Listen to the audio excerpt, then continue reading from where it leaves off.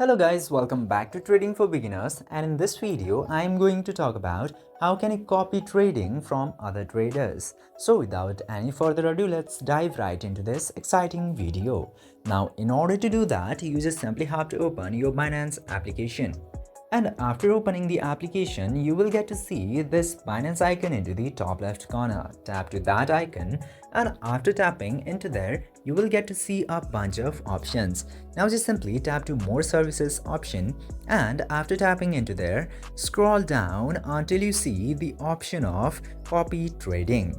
Tap to copy trading, and now after going into that, you will get to see this page into here. Now you can just simply select any of the profiles from here which are doing a lot of progress into Binance and tap to copy button.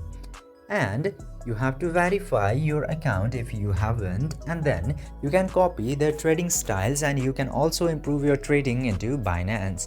I hope this video was informative for you. If yes, don't forget to like, share and subscribe to the channel to never miss another update. Thank you for watching the video.